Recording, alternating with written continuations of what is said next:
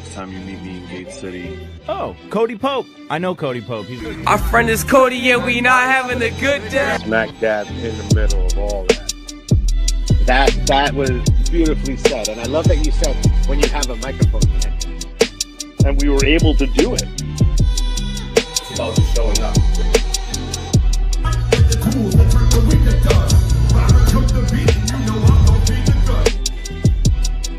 Yeah.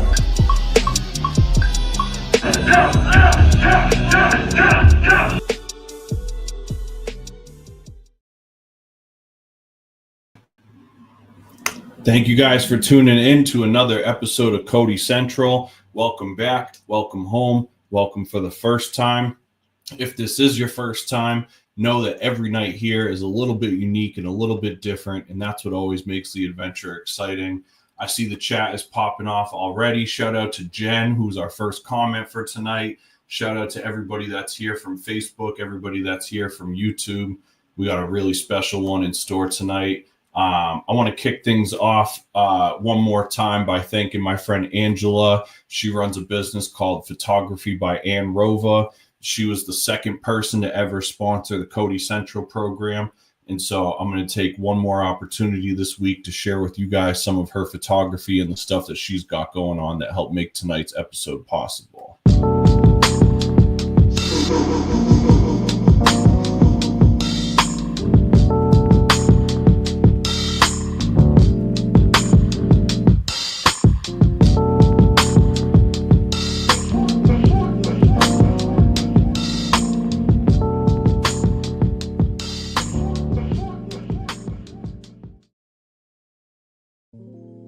Huge thanks to Angela. Again, I can't tell you guys enough how much these donations really help keep things afloat.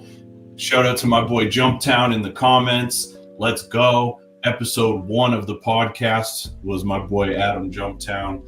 Much love for tuning in. We got a really special one in store tonight, but I just want to make sure I thank you guys. As you guys know, I'm doing this whole thing myself, and every dollar that you guys can donate helps make this show better. Whether it's helping us get new mics or stuff to have guests in studio or some better lighting or a not $20 Amazon camera one day, whatever that may be, all that stuff helps. So thank you guys so much for all the support. With that said, let's jump into some cool shit for this week. So, music of the week. I'm going back in time, but there's a reason that it's relevant now. So, this is for all my hardcore and punk rock heads. One of the most memorable, raw, honest bands from all of Boston hardcore history is the infamous Colin of Arabia. When I was in high school, a friend of mine burned a CDR copy of the album Illegal Exhibitions of Speed, and it was right around the time that I was just learning how to play guitar. So my buddy and I would sit in his room learning how to play 50 Bag of Hate every day, and these songs would just be on repeat.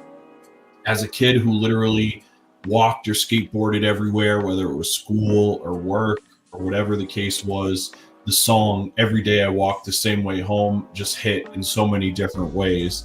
And even now, 20 years later, the song still just hits at like a really emotional place, and it really just resonates still. This collection of songs, it's called Illegal Exhibitions of Speed by Colin of Arabia, was never made available on streaming. So for the first time in almost 20 years, now these songs are available across all streaming platforms. And this is truly a gift to the ever-growing archive of important hardcore music and just important art in general. The best way I can describe this record for anybody that's unfamiliar is brutal, fast, raw, guttural, punk, no fucks given, blunt, and soulful in the hardest way to swallow sometimes, and the most relatable in the scariest of ways sometimes. I really implore you guys to check out that record, Colin of Arabia, Illegal Exhibitions of Speed, available on streaming for the first time. And look, normally after this segment, I play the Giant Steps ad video, but you guys know the drill. The whole reason we started doing this program was to create awareness about all the things that we have going on. And so if you're here rocking with us tonight, if you're subscribed to the channel, if you're on the Hellhound email list, please just fucking listen to this music. I don't want to keep blasting you guys every week until you get sick of it. That's not what I want to do. So just know I have an album called Giant Steps in Gate City. It's available everywhere you listen to music. And if you have time to listen to it, I would be grateful. And if you tell somebody that you like the record and share a link with them wherever you enjoy music, I appreciate that too. And that's pretty much that. Jen said, this is my last week for Sensi. So if people are into Sensi, I'll link my site. So if you guys are looking for some good scents and stuff like that, make sure you hit up Jen in the chat and she'll hook you up. Shout out to Jen. I'm going to run through some event listings real quick. As you guys know, as we say every week, if you have a show, an event, a pop-up, food truck, anything like that you want to have plugged in this show run, shoot me an email at codycentralshow@gmail.com and I will be likely to plug your event if it sounds like something that fits within my realm of shit that I like to do. You know what I'm saying? So with that said, I'm going to run through a bunch of stuff going on, and I really hope that you guys will take the opportunity to check some of this stuff out. Live music, live art, live social gatherings. All of this stuff is more important now than ever, considering everything that we've been through in the last 5 or 10 years. And so I implore you guys to buy some tickets or check some shit out. And I'm sure there's something in here that will tickle your fancy. Every Sunday, Rap Night Manchester at the Shaskeen in Manchester, New Hampshire.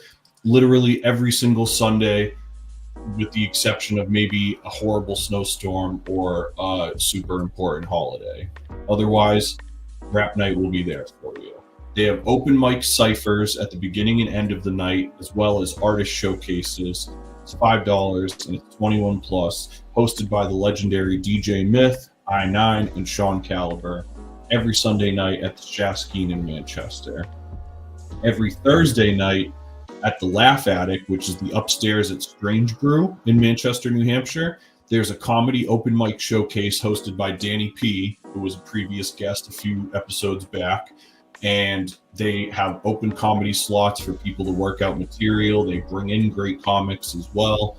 They're there every week supporting comedians and giving tons of people an opportunity. So if you are looking to either pursue trying to do comedy, or if you just want to find a show where you're going to fucking laugh by sitting in the crowd, I implore you, go check out the Laugh Attic at Strange Brew. Shout out to Danny P. This Thursday, April 24th, the legendary Pete Rock is going to be playing beats at Oxbow Brewing in Portland, Maine. Friday, April 25th, shameless plug, Cody Pope and Byron G will be at the Odeon Theater in Portland, Maine, alongside a couple weeks ago's guest Graphic Melee for his album release show. His new album Stereo is available everywhere. Also on Friday, April 25th, the Laugh Attic presents High School Dropout 3. We were just talking about the Laugh Attic, obviously. This show is a special show they put together that's like the stand-up comedy version of an end-of-semester book report. And a bunch of your favorite regional comedians have all written an act for this. And it's just a hilarious take on like old high school classics. This Saturday, April 26th, Initiate is going to be at Gallery X in New Bedford, Mass. Initiate is a great band from the West Coast. Alongside them is going to be Women in Peril, Pale Green Stars, Two Boys Kissing, and How Much Art, which is the new band of Pat Flynn from Have Heart and Fiddlehead. Pat actually posted today that he and a group of other people are going to be trying to book a show at least once a month in New Bedford, presumably at this Gallery X. And so Pat is obviously, it doesn't take me to say it, one of the biggest proponents of hardcore at large. And so if you love the culture, just support anything he does.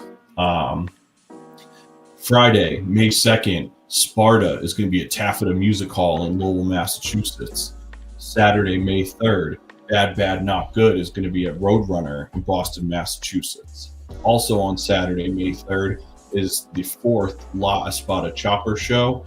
It's going to be in Haverhill, Massachusetts. If you want more information on that, follow at F6T9W on Instagram for all the info there.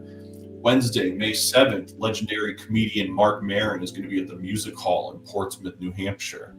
Thursday, May 8th, legendary independent cannabis enthusiast and hip-hop artist Currency brings his 420 tour to the Middle East in Boston. Also that day, Thursday, May 8th, hilarious stand-up comedian and host of the podcast Stavi's World, Stavros Halkias, is going to be at the Hampton Beach Casino Ballroom.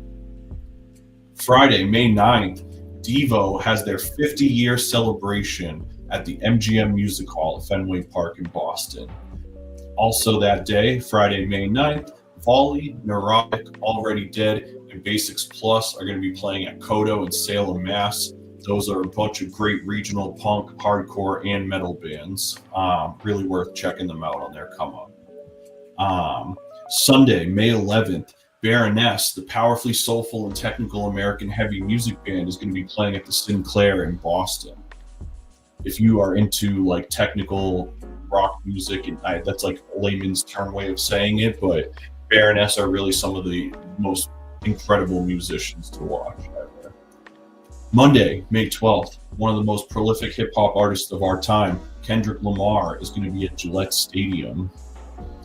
Sunday, May 18th, Boston hardcore legends Death Before Dishonor have their record release show at Sonia in Cambridge, Massachusetts.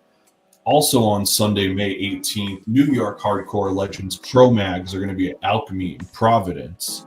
Friday, May 23rd, the Evolutionists, live instrumentation hip hop and soul group led by Ruby Shabazz and Fee the Evolutionist, are going to be at Warp and Weft in Lowell, Massachusetts, alongside musicians Seek Martin, Dom Davis, and Joe Mazzarella. Saturday, May 24th, 80s iconic death metal band Obituary is going to be live at the Worcester Palladium. May 31st to June 1st is Tied Down Fest in Detroit, Michigan. American Nightmare, Speed, The Judge, The Wrong Side, Hope Conspiracy, tons more. Thursday, June 12th, Fever 333 is going to be bringing their wild live show to the Taffeta Music Hall in Lowell.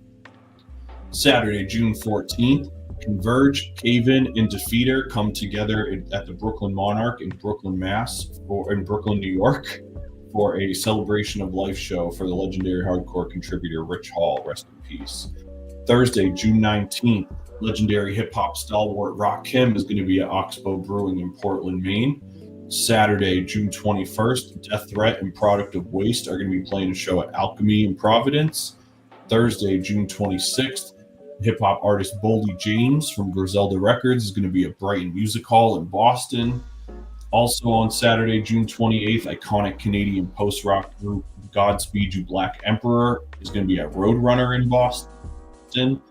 And on Saturday, June 28th, one of the most influential rock bands of the early 2000s, Brand New, return, and they will be at the DCU Center in Worcester, Massachusetts. Friday, July 11th, 90s emo legends Cap and Jazz are going to be at Royale in Boston. This show has already moved once because of ticket sales, so I imagine it's going to sell out soon if it hasn't already. Speaking of going to sell out shows on the same day, Friday, July 11th, Wu-Tang Clan's final tour with Run the Jewels is going to be at the TD Garden. Wednesday, July 30th, TV on the Radio is going to be at Roadrunner in Boston, Mass. Saturday, August 9th, legendary comedian Louis C.K. will be at Foxwoods in Connecticut. Friday, August 29th, American industrial legends Nine Inch Nails embark upon a huge tour that's going to be coming to the TD Garden. And just added this week, Saturday, September 27th, Punk in the Park, which is going to be at the outdoors parking lot at the Palladium in Worcester, Mass, is going to have Bad Religion, Pennywise, Comeback Kid, Face to Face, Adolescence, and tons more. Tickets are probably going on sale soon already. It's going to be so crazy. So run this episode back if you need any information on this, and obviously go on Instagram and you can find all of this stuff on here. And as always, if you want to have something plugged on the show, like I said, whether it's a pop-up event or a service or a show or whatever the case may be, if you have something that you want to plug, just shoot me an email. And here's a quick little bit about that.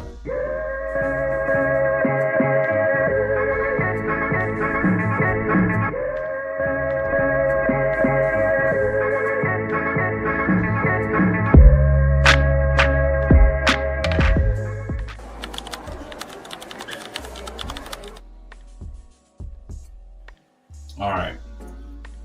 Thank you guys for rocking with me. I'm excited to get into this. Yo, the chat is popping off. I got to run this back a little bit, guys. Shout out to my brother Ryan in the chat. Much love, Ryan. Appreciate you, bro. Dom's food truck at Navigation Brewery 3 different times this week. Let's go. Dude, I need to go have some Dom's food truck soon. Hopefully it's going to be at night. Yes, thank you, Fifi. He said good crowd tonight. Absolutely. Thank you guys all so much for making this pop. I appreciate you guys. And we got a great one in store tonight. I'm really, really excited about this. So with that said, tonight's guest is somebody who has a wild story to share with us. Chef Matty Marquis reached out to me after seeing a previous episode, and after we got to having some real like heartfelt discussion, he explained that he wanted to use this platform to help reach more people about his battles in life and how he's come out on the other side of so many things and made a whole new chapter for himself. He's already a legend throughout the Massachusetts culinary and North Shore beef communities. Now he's a legend in the lives of the people nearest and dearest to him. Please drop all your applause in the comments. Please drop all your welcomes and shout outs. I'm so proud to welcome to the program Executive Chef of Common Craft in Burlington, Massachusetts. Please welcome Chef Matty Marquis. Hey, what's going on, brother? How's it going, my man? Thank you so much for having me on. Absolutely, dude. So glad to have you here. Thrilled, in fact. Just so you got everybody, just so you know, the banner on the bottom, you can follow Matty on his Instagram personally.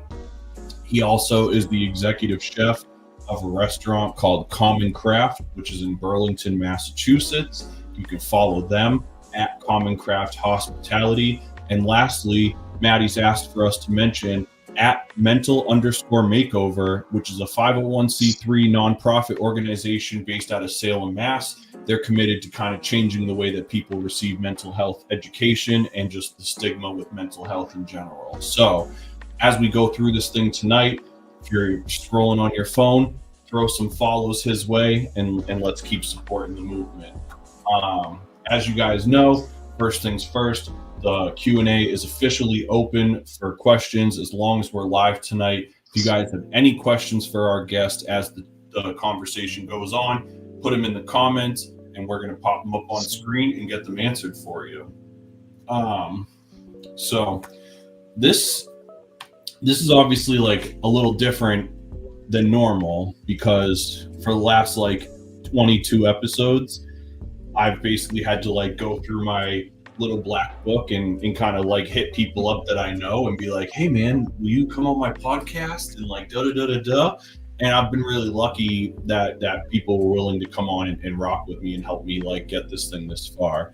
And when you reached out to me saying that you had seen the show, that was like a big thing for me already, because it was like the show is just it's a little thing right now, but it's a big thing for me in the sense of like I've just been doing this music thing the whole time and trying to do the record label and whatever else. And this is the first time that I've kind of pivoted to just something that I'm doing like all on my own. And so for it to reach you and for you to feel the way that you did was like really cool. And when you started telling me your story, it really hit me a lot, because people that know me know that I've kind of, I don't want to say gone through a similar experience, because that's your story to tell, but we've both definitely had to overcome that battle. And it's really cool to see the way that you turned out on the other side of this thing. I'm really excited for people to kind of get in tune with that tonight. I think people are going to really have a lot to take away from this.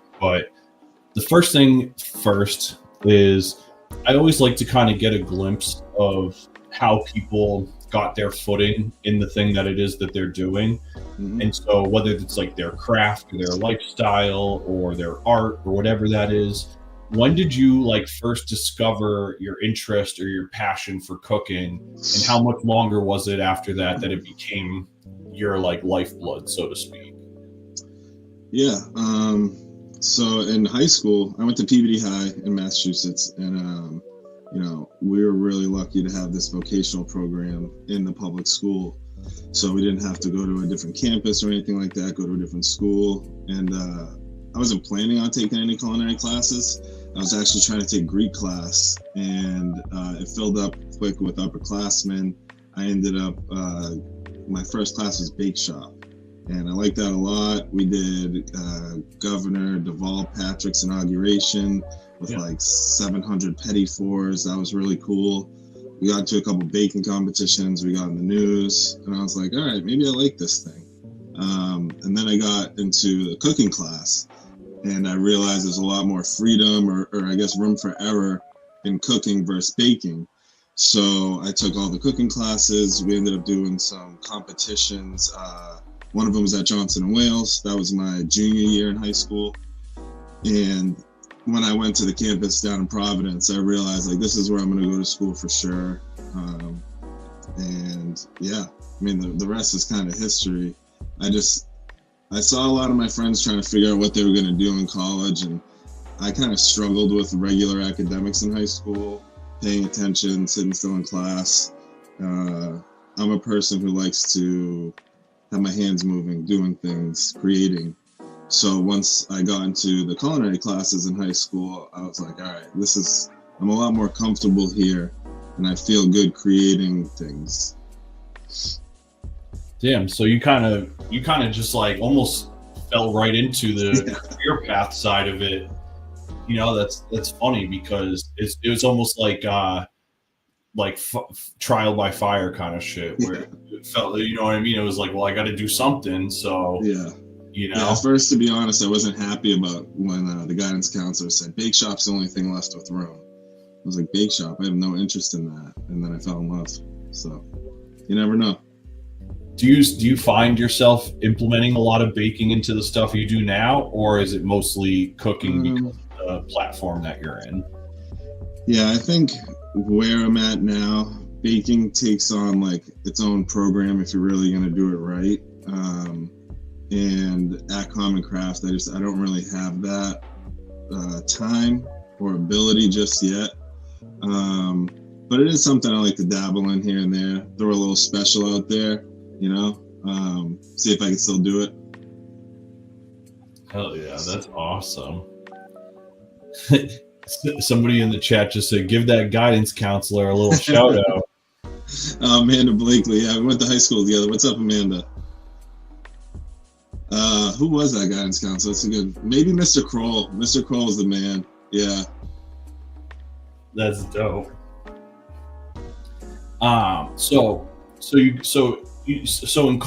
like high school, college was really where you kind of like found your footing and like figured out that this is what you wanted to do. Yeah. When you were done with school, were you already in a position to keep running with what you were doing, or did you have to kind of find a new like place to start up in? So the summer before college started, friend of the family got me a job at Summer Shack, Jasper White Summer Shack in Cambridge. And that was my first legitimate job in a kitchen. I liked it a lot, and that was kind of like, it reinstilled in my brain, like, this is what I'm meant to do. I knew it was hard work.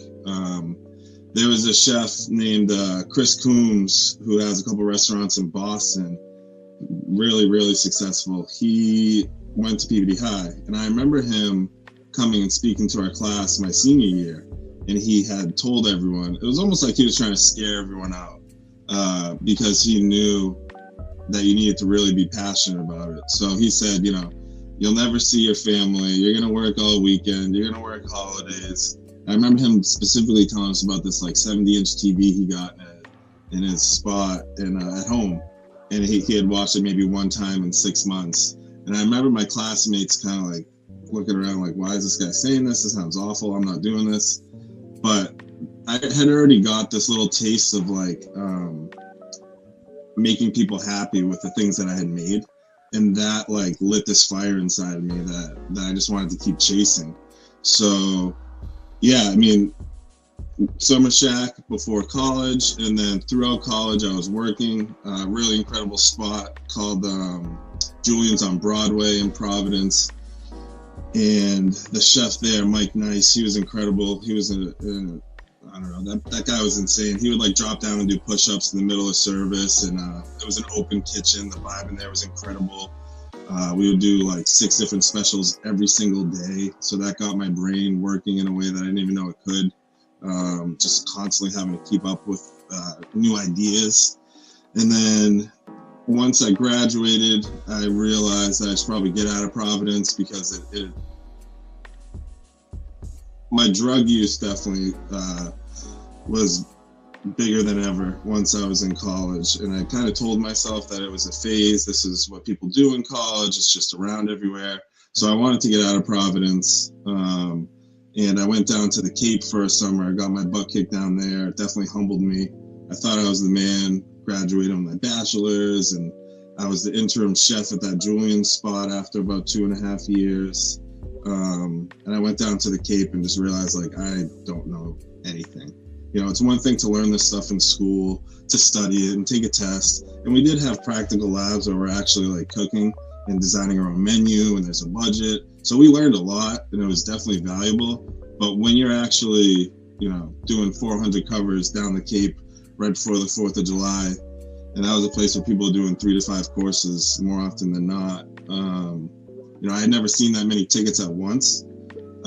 So there was definitely a lot of failure in there that I had to grow from. And there's been times throughout my career where I've questioned, like, am I actually good at this? Do I actually know what I'm doing? But I think that that's because I'm always hungry, and I'm always looking for what's next, and like continuously raising that bar, putting myself in positions to get uncomfortable. Because, you know, it's easy to do the same thing a lot and get comfortable and feel like you're good at it. And when I felt like I was doing that early on in my career, I had a sous chef that told me, Matty, never stay in a place too long early on in your career, because you'll end up turning into that place. Bop around a little bit, make sure that you work your butt off, of course, but you need to get as much as you can from these experiences. Don't just go get a paycheck. So for a long time, I didn't make much money at all doing it, because I was constantly chasing the experience in hopes of one day actually becoming a chef. Man, what you said just struck such a chord with me, dude. I gotta show you this. Fucking, I felt very similarly about what you just said, about how, like, you just keep doing the same shit every day and expecting different results. And so at my old studio, I had like said, we had like a team of people that worked at Hellhound early on, and I had said this at a meeting, and this girl wrote it down and like put it on a note and like hung it up on the wall, and I was like, damn, I was like, that is pretty profound. And it was just some shit that like came out, but I literally said, encourage people to do the uncomfortable, because it's like, that's the only way that we like get good at these things. Jump just said it right here too. He said, growth through failure is one of the keys to success. Jump around. Rookie said yes. I know Rookie knows about that too. He's all about that kitchen life too. If he said we don't know, but we do. That's right, man. So in that time, exactly, dude. Rookie just said, chasing the uncomfortable. That's exactly it, dude. It's just never, and Ryan knows too. All these guys are all kitchen guys. This is what an awesome like group of people to have up in here tonight. Man, so what was that period like when? So you're like bouncing around from place to place, maybe every. What, you give each place like what, a year or two, something like that, maybe, if that? Yeah, I mean, so in Providence, I was at that spot for about 2.5 years. I did a summer down the Cape, and then once it got to the off season, I had stage, which is like a tryout shift where you go work somewhere for one shift, see if you like it, see if they like you. And there's a place called the Spalier in Boston, and that's like this like real fine dining, like nothing I've ever done before. Doing a lot of molecular gastronomy, sous vide, like crazy stuff. And so I had stage there while I was still working down the Cape. I saw the season coming down to an end. And I was like, yeah, I want to see what this is like, because these guys are intense. No one even says a peep during service. Everything's immaculately clean. And then, yeah, all the molecular gastronomy stuff, like making little spears out of yogurt that once you put it in your mouth, it pops in your mouth. And making these little like powders and foams. So that was a really cool experience. I went there for that. I was only there for about 6 months. I was living in Salem at the time, and I was taking the train in and out. And there was like one too many times where I missed the last train out of Boston back to Salem. And yeah, it was a really cool experience. But at the same time, I wanted to kind of find, it was a gigantic kitchen too, and I was looking for more of a home. Because that was the type of place, dude, where like it was so competitive, people trying to move up to the next station. Dudes would like jack up your sauce and burn it when you weren't looking to make you look bad so they could help over you. Like crazy. Yeah. So for a couple different reasons, I decided to move on from that opportunity. I did learn a lot there. And that's when I found my next home, this place called 62 on the Wharf for Chef Antonio Bencourt. Incredible dude. I still keep in touch with him to this day. We've worked together a handful of times. That's kind of what happens in this industry. It's like you find someone that you know cooks like you want to cook, does the things that you believe in. And like now at the stage in my career where I'm at, I have similar situations where like my sous chef now is my sous chef before COVID, and we all kind of like relink back up and get the band back together. But so yeah, I guess to answer your initial question, anywhere from like 6 months to a year and a half, 2 at the max. Because yeah, it does get to a point too where like I almost look at kitchens, and I'm sure it's like this everywhere, but I love sports. So like kitchens are the same as sports. You get like a young stud on their rookie contract, right?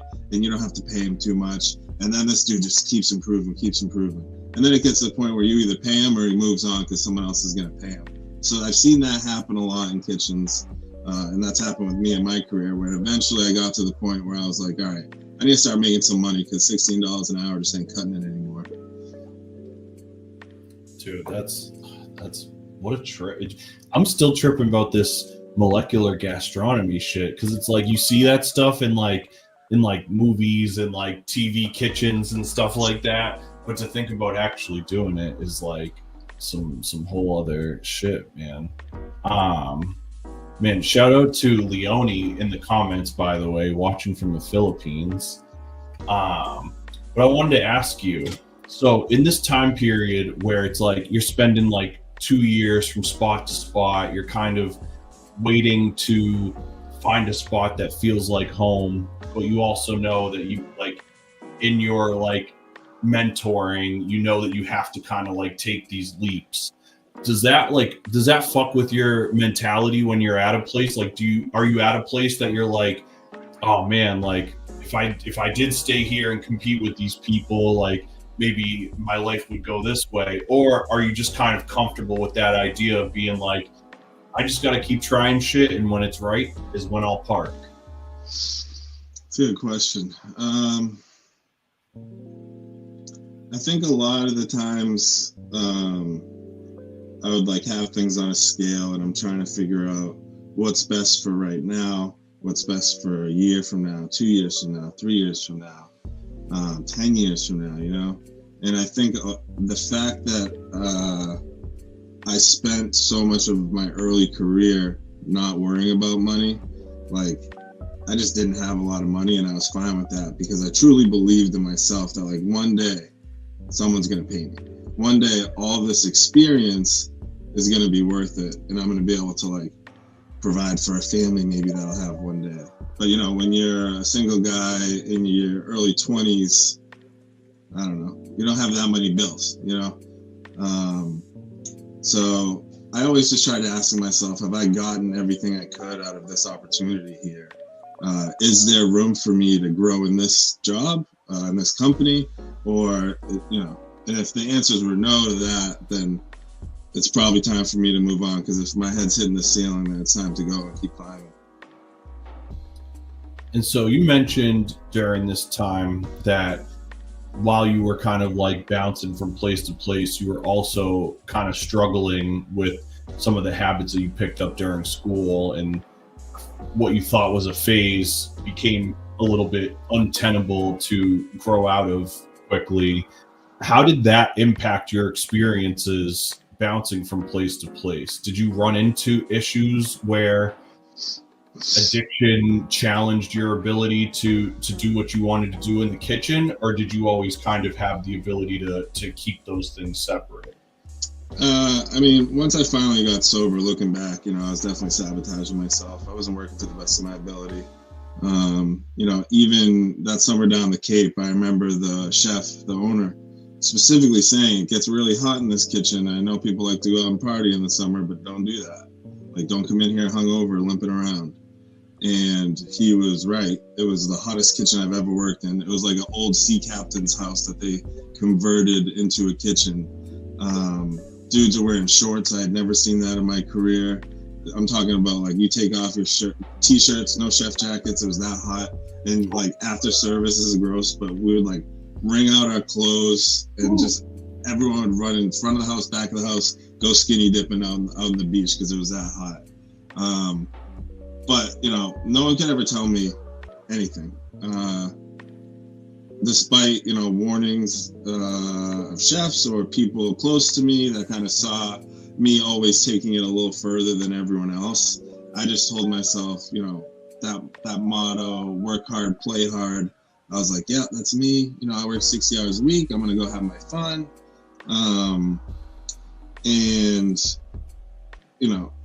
I told myself that it wasn't affecting me. My drinking wasn't affecting me. But realistically, it was like, the last, 5 years or more, I was hungover every single day. It got to the point where my wife would look at me, she's like, how do you not get hungover? And I don't think it was that I wasn't hungover. I think it was just, that was my baseline. Yeah. So it seemed like I wasn't different. You know what I mean? And yeah, like, it's hard to manage a staff and ask them to respect you when you go out together drinking every night after work and you're the drunkest guy there and you black out. And I'm the type of guy, when I used to drink, I would love to like be the center of attention, dancing, singing. Hey guys, let's go do karaoke. Let's go do this. Let's go do that. So probably a fun guy to be around for a night, but it got old, and it's definitely not like, looking back, if my chef, when I was under a chef, if they were out doing things like that, it'd be kind of hard for them to come in the next day and reprimand me about being late or whatever the case was. I definitely tied one hand behind my back with the things that I was doing for a long time there. But somehow, I don't know, my drive to be really good at my job kept affording me good opportunities. And like, even before COVID, I started as the sous chef at a place called Alto Forno in Peabody, and that was like my dream job. And Cody, all these things that happened in my life were supposed to be the thing that got me to like wisen up. You know what I mean? Once I really get the job that I'm looking for, I'll stop drinking like I do. Once I find the woman that's going to make a gentleman out of me, that'll be enough. Once I'm a father, and all of these things came and went, and then it got to the point where like, it was hard for me to look myself in the mirror and say like, I'm proud of you still, man. So yeah, it was tough, especially at the end when I finally did want to stop, and I realized for the first time in my life that I couldn't, even though I really wanted to.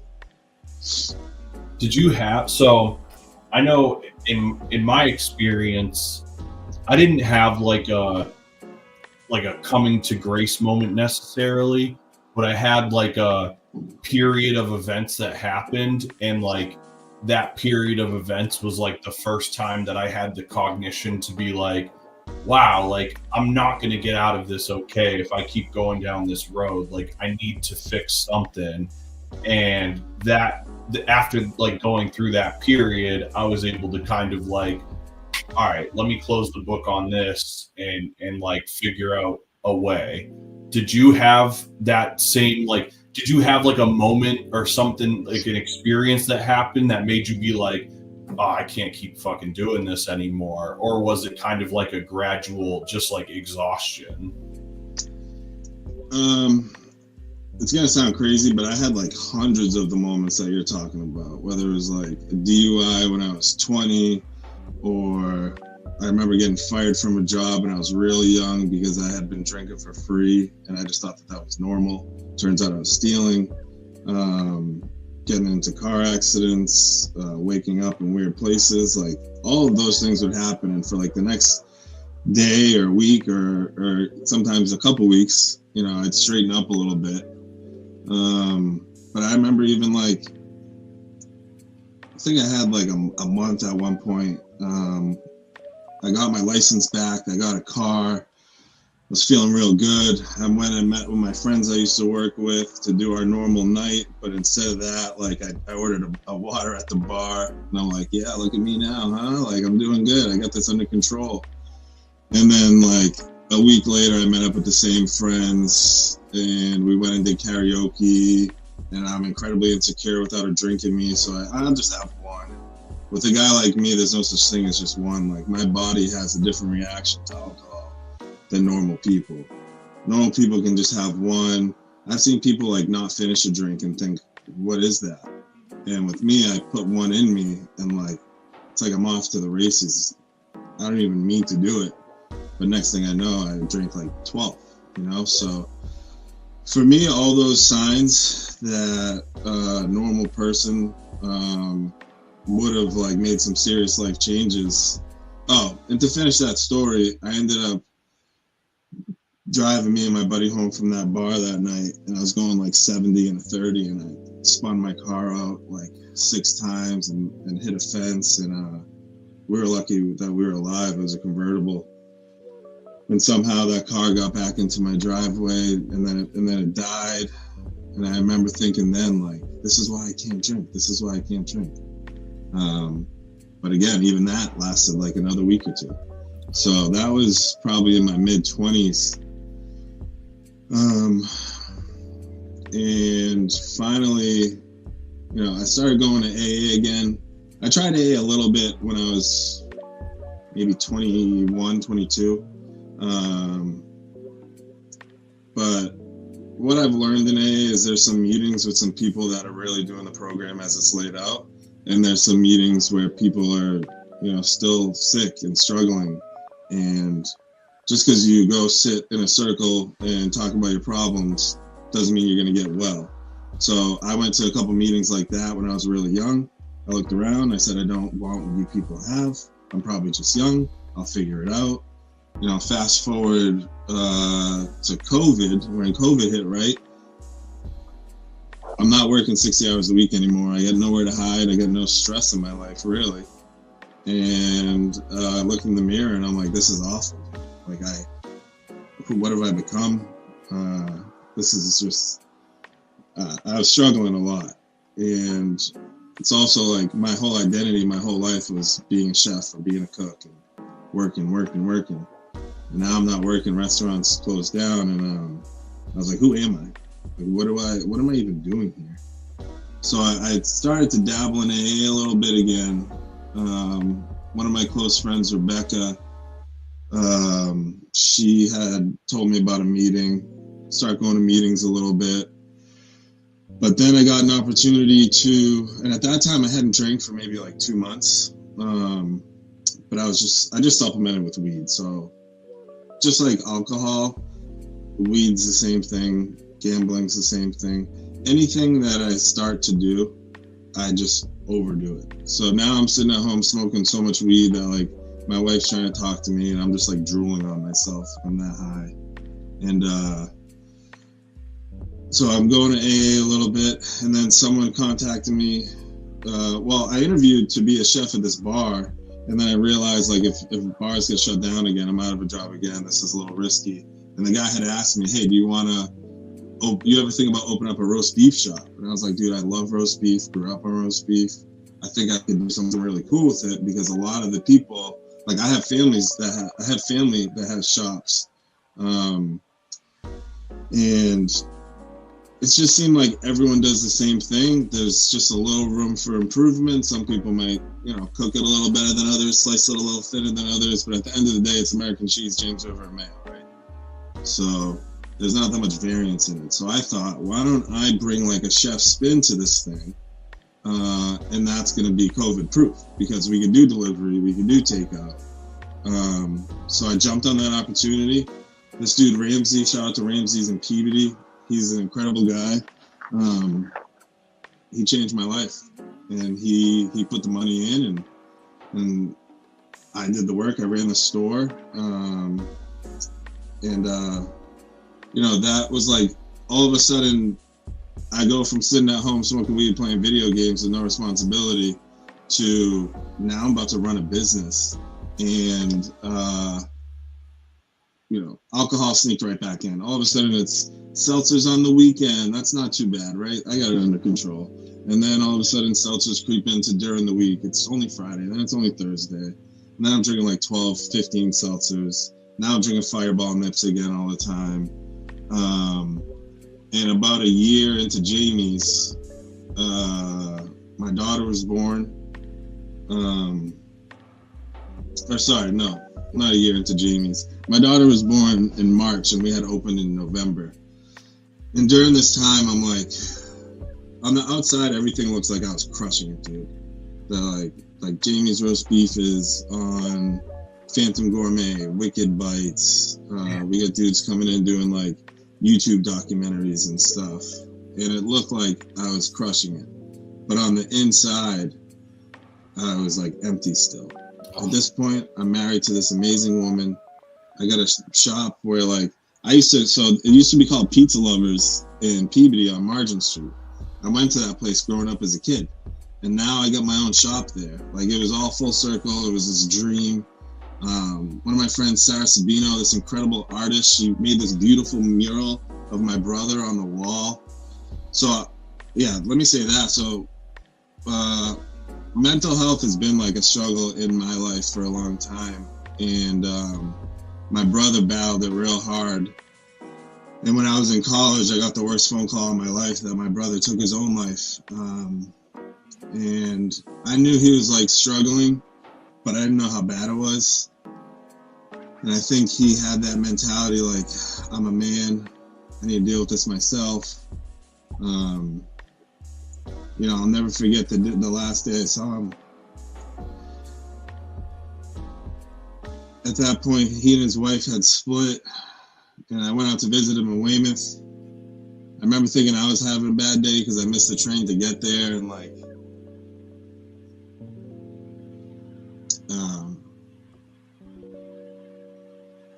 I knew he was struggling. But I think it's uncomfortable sometimes in this society, talk about that type of stuff, right?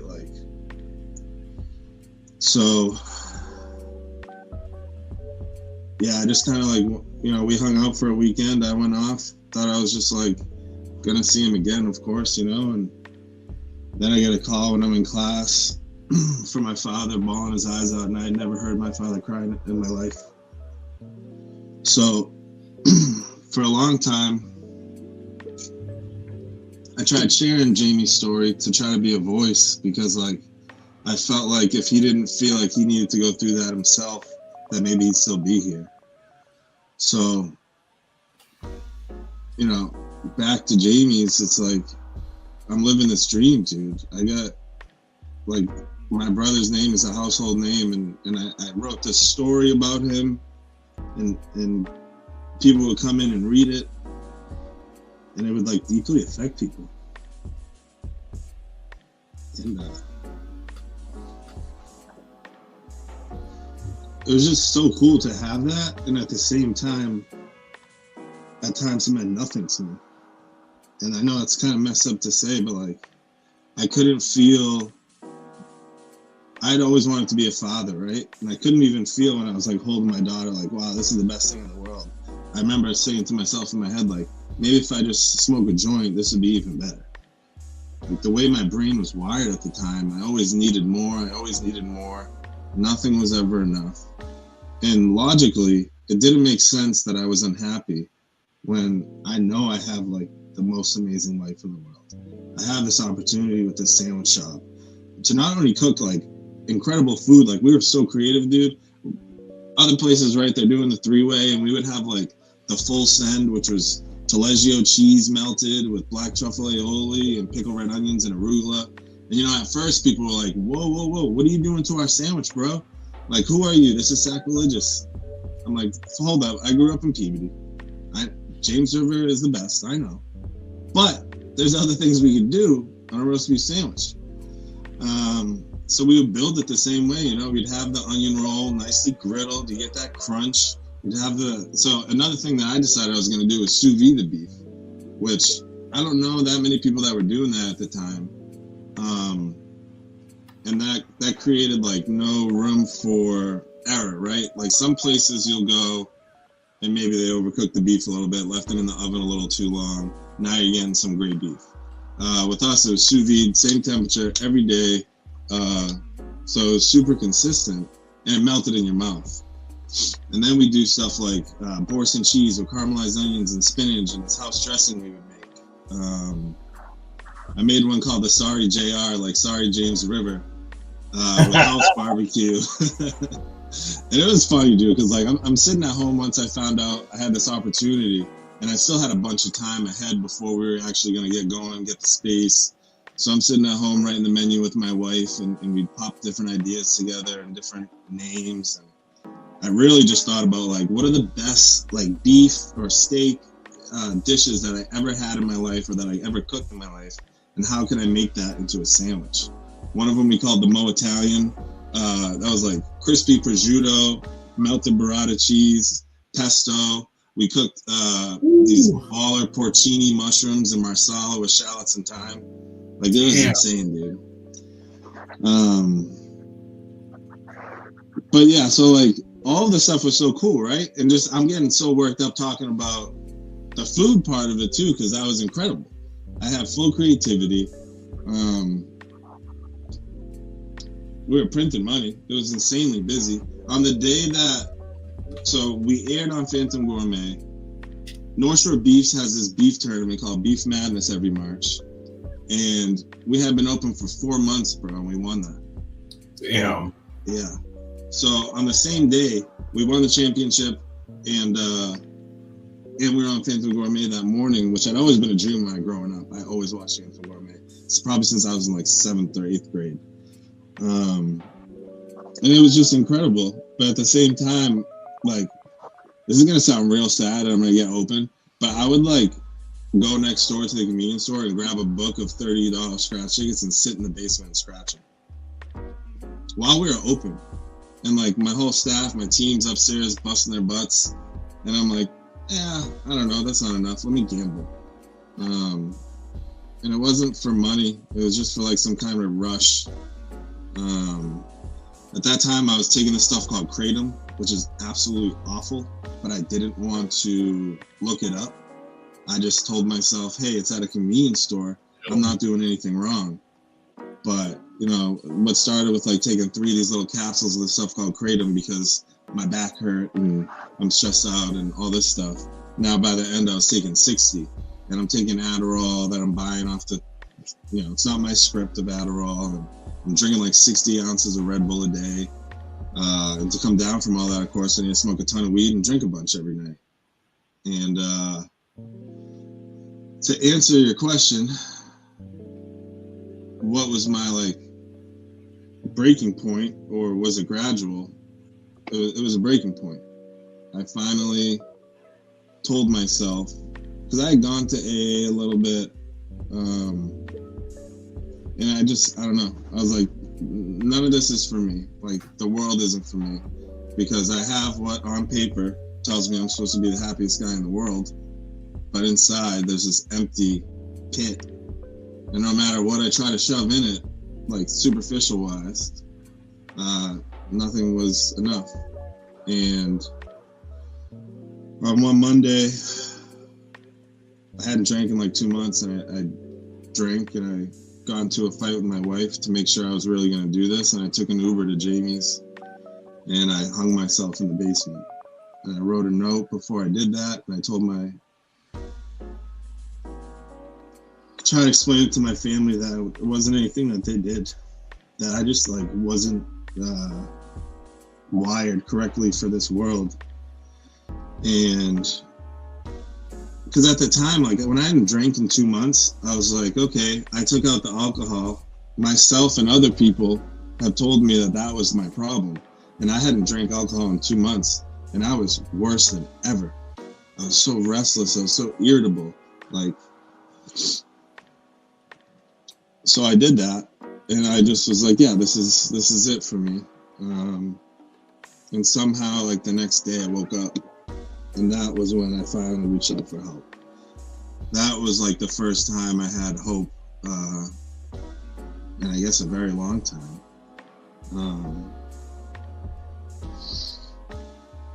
And that was like, I feel like I've lived a couple different lives, and I feel like that's when this my second life kind of started, where I actually wanted to be here. And a lot of the seeds that were planted by going to some good AA meetings started to make sense. And I went to a detox program that day, and I didn't think I was going to detox because I hadn't drank in 2 months. And I dabbled with other drugs in the past, but it would be like a phase kind of. Alcohol was always around, so it was the easiest thing for me to feel different, because that's really what I had always been chasing so long. I wanted to feel different, or I wanted to not feel all the things that I had felt for a very long time. So I went to this detox, and they're like, all right, we're going to put you on this, that, and the other thing because you're going to detox. And I was like, no, I hadn't drank for 2 months. I'm not going to have any withdrawals from that. And they said, oh, you're taking that Kratom stuff, right? And I was like, yeah, but I buy it at the convenience store. How bad is it? And they're like, strap in, buddy. And it turns out Kratom, for anyone listening, is like a cousin or something to opiates. And I went through brutal withdrawals from that stuff that I just bought at the convenience store. Granted, I abused it for sure, but even still, man, it was awful. I was like sitting up in this bed, hearing ghosts and stuff, and pouring sweat, but I was freezing. And that's when I kind of realized, like, okay, I kind of like told myself, like, yeah, maybe I'm alcoholic, but I'm a drug addict too, like, because I was taking this stuff that's now making me feel like this when I'd stopped taking it. Yeah, I'm a drug addict too. And I feel like there's this stigma around that, where like a lot of people have these views of what a drug addict is, right? It's the homeless guy with ripped up jeans and he's all scruffy and living under a bridge type deal, right? Begging for change. But I had money, I had a place to live, I had a business. Anyone can be a drug addict if they're taking stuff, drugs, whatever it is, and are unable to stop. And what I learned later on, so like I did that detox for 7 days, and then from there I went into a sober house, and that was something I never thought I would ever do in my life, because I don't know, I thought I could handle it. I thought I could figure it out myself. I wasn't going to give up my freedom. To be honest, my ego told me I was better than people that went through sober houses. I remember judging people that said they were in sober houses and like left their wife and kid to get sober when I was early on in AA, and thinking like, wow, I feel bad for that guy. I'll never have to do that. But when I'm sitting in this detox, and it was crazy, dude. This is when I started. So I never believed in God or anything like that, right? And then I'm sitting in this treatment facility, and this guy that I had asked to sponsor me, I don't know, 4 months prior, 3-4 months prior, he had told me, all right, now we're really going to get into the 12 steps. And I know you're smoking weed right now. To truly work the 12 steps, you need to be fully absent. And I was like, oh, bro, you don't get it. My life's so tough. You have my life. You do this too, blah, blah, blah. Weed's not my problem. It's booze. Just help me stop drinking or manage my drinking. And he's like, all right, man, yeah, just let me know when you're ready, because I only know how to help you, how it's laid out in the book. And, I hated that guy for that at the time. And I started calling him a bunch of names. talking to guys in AA about him. Hey, this guy's a dirtbag. He knows all the stuff about me now. He's just gonna tell everyone. And they're like, yeah, just keep coming, buddy. Just keep coming. And Travis, what's up, bro? I love you. Grew up with Travis, man. Great dude. And sorry, lost my. Just thinking of a story with Travis. When we were kids, we used to just run amok out in Central Peabody. Crazy little kids. So what was I talking about, Cody? My bad. No worries. We were Oh,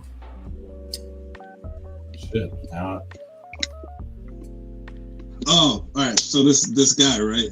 That I asked to sponsor me. He said I'll sponsor you, right? And because he had told his story the first meeting I went to, and because the way this meeting was set up, it's like one person. Very often, it's their anniversary of some type, certain amount of years. They share their experience, strength, and hope, and then we read out of the book a little bit, and then everyone gets a chance to share if they want to for like an hour. So when that dude told the story, I was like, holy smokes. I honestly thought that someone paid him to tell my story. That's how self-centered I was at the time. I'm like, dude, this guy, someone paid him. This is my story. They just want me to do what he did. But so when he told me he can't sponsor me unless I'm willing to, go to any lengths, I'm like, screw you, bucko. And sure enough, I'm in this detox months later, and who walks in that door but this guy, right? And I thought he found out where I was, and he came to tell me, I told you so, you little idiot. Like, you should have done it my way.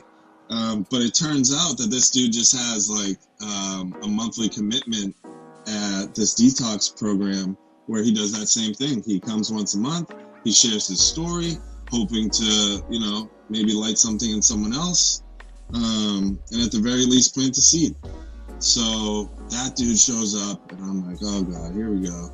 I go to run up to my room because that's all I had ever done my whole life when things got tough is run and try to numb myself.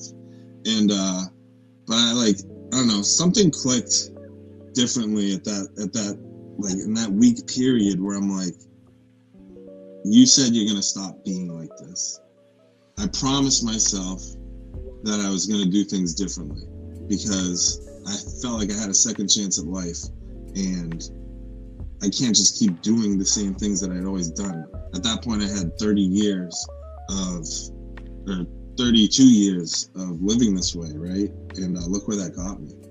So instead of running up to my room to hide from the guy, I met him at the door, shook his hand, and instead of him saying, I told you so, he just looked at me and he smiled. He's like, hey man, I'm happy to see you getting the help you need. And he was like super genuine. And that's when I started to think like, oh, maybe these people in AA are legit.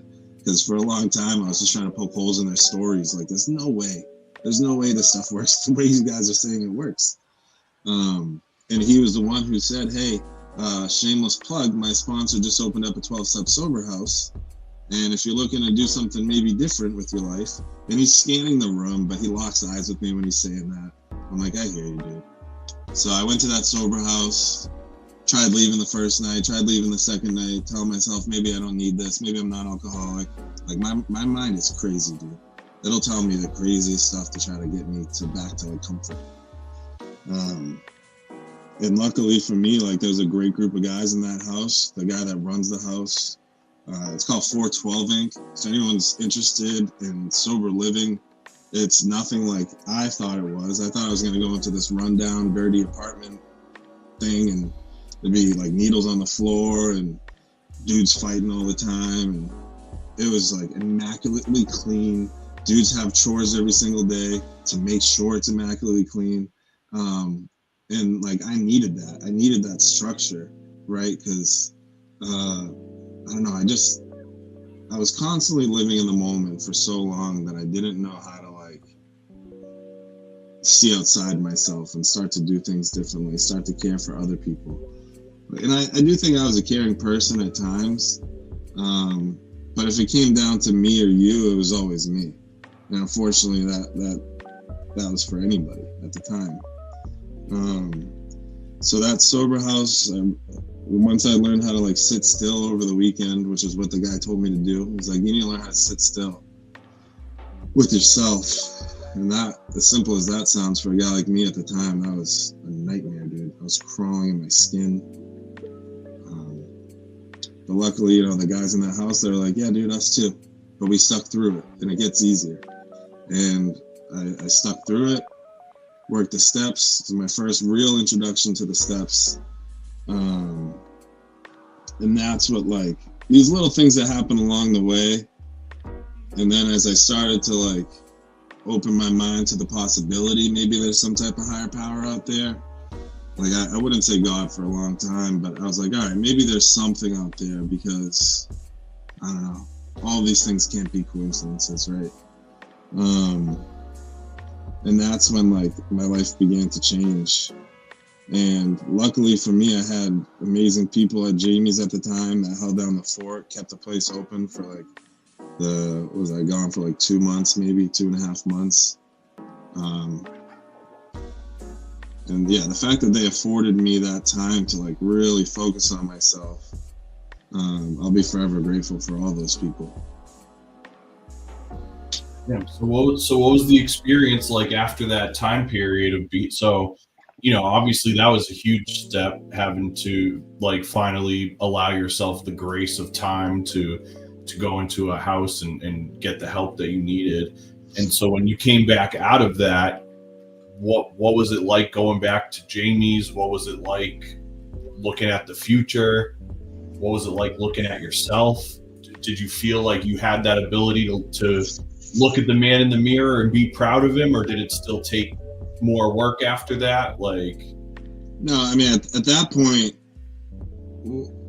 what I realized for so long, like, what was getting me down, like, I was diagnosed with clinical depression. They gave me antidepressants. They gave me all this different stuff, therapy, all this stuff, right? And I'm not against that at all. I think some people do need that.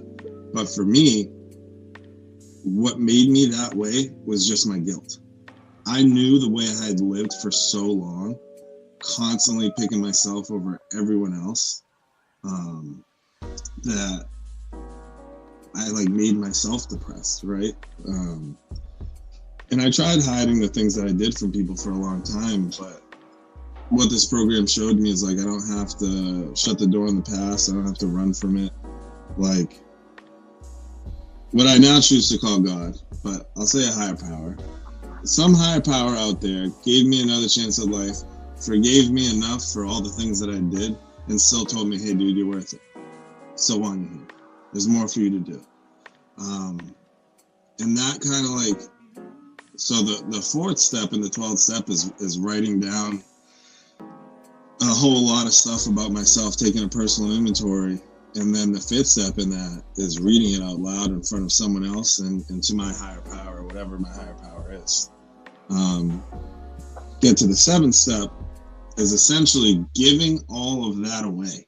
Like, all of the stuff that had weighed me down for so long. Like, I'm talking, when I was writing my fourth step, things popped up from, like, elementary school. Travis and Amanda might remember Principal Ryan.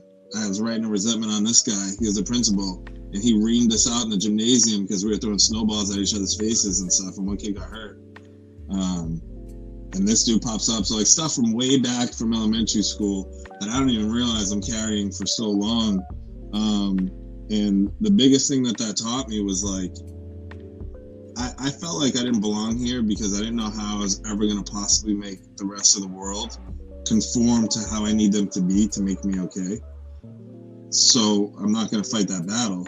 But what the process taught me was that I don't have to change everyone else. I just have to change myself and, like, how I view the world. Because for so long, I was this victim of other people when really, like, I was the victim of my own actions. And that's a lot easier to fix than everyone else in the world and things I'm out of control of. So, like, it was a grueling process writing that fourth step, but it was also just, like, over and over, I got, like, clarity in the fact that I was going to be okay, that things weren't really as bad as I thought, that people weren't against me. Actually, it's the opposite. I've had so much love and support in my life for so long. It wasn't that people were trying to tell me they knew better than me, trying to help me for so long. It was just that they care about me and they love me and they want me to be okay. So I started the amends process before I really started going on out of the world and back to work and stuff. And I'm expecting people to like, hate me. And that process, more often than not, I sat down with people and I told them about things I did that I was ashamed of and that I felt like weren't right. And instead of telling me how awful of a person I am, they most of the time just told me, I'm just really happy to see you doing okay, dude. Like, so my fear of people started to fall because this view that I had of how the world viewed me was so skewed that now I'm starting to see the world for what it is, people for what it really is. They are, and now I'm like, I don't know. I can look people in the eyes for the first time in a long time. But at the same time, I was still scared because I was scared of being judged. This guy had to go to a sober house. He almost lost his business. I needed to like relearn how to live, right? Because now I know 100% that when problems come up, drinking or getting high is not going to help. When before I could convince myself, well, this might help. Maybe I'll come up with a good idea. Maybe something good will come out of this. Or at the very least, I'll feel less stressed out. So now, instead of my normal crutches, I need to start to like learn how to put these tools of AA into my life and practice. So that was tough. I was also trying to figure out what I was going to do in my life, right? Like I realized that cooking is something that it's not like I just forgot how to do it because I didn't work for a couple months. Like cooking is a part of me. But I almost just died. And I'm realizing that there's way much more to life than just trying to be like the coolest chef or this guy people like. So like my priorities definitely got rearranged, and I just looked at my wife, who I had realized had always been along for my ride. It was like, all right, now I'm the chef of this place, and hey, I forgot to order this. Honey, can you run to the store and go grab that? Hey, can you actually start working here because we need help in this? And she would hop on like Salad Station, support, Expo, whatever. She was always just supporting me in my dream and along for my ride. And I was like, okay, what do you want to do? Like, what do you want to do? And her family's from Kentucky. And she had moved away from Kentucky for the Coast Guard about maybe like 12 years ago now, 13 years ago. Sorry if I'm wrong, honey. And so she was like, yeah, let's try to go back to Kentucky. I miss my family. I miss being around them. It'd be awesome. At that time, our daughter was almost 2. And so I said, okay, let's do that. So we sold my half of Jamie's after like working it for a couple months, just trying to like restabilize the business because everyone did a really good job keeping the doors open, but obviously no one was planning for me just to all of a sudden not be there. Yeah. My poor wife was trying to run a business with a 1-year-old, learn how to be a mother. She's an absolute beast. It's incredible. So we did that. We moved to Kentucky, and I thought I was ready for anything because now it's like, I don't know. My eyes opened up. I had new glasses on, and I'm like, okay, well, I never have to drink or get high again, so I can do anything. I can go anywhere. Because for a long time, I was like, honestly, I was afraid of being sober because I was like, how am I going to do anything? How am I going to go on vacation? How am I going to be around people when I'm uncomfortable? How am I going to watch sports? How am I going to golf? I don't know, dude. Anything. And so I have this like overblown sense of confidence that now I can do anything. So we moved to Kentucky, and no one knows who I am. I just went from being on top of the world in Peabody, maybe not like a legitimate famous chef, but as far as Peabody goes, I was doing pretty good. People knew me. Yeah. And now I'm in Kentucky out in the country, and no one knows who I am. And we were supposed to open up this restaurant, and that kept like getting delayed. And all of a sudden I'm starting to feel a victim to circumstances again.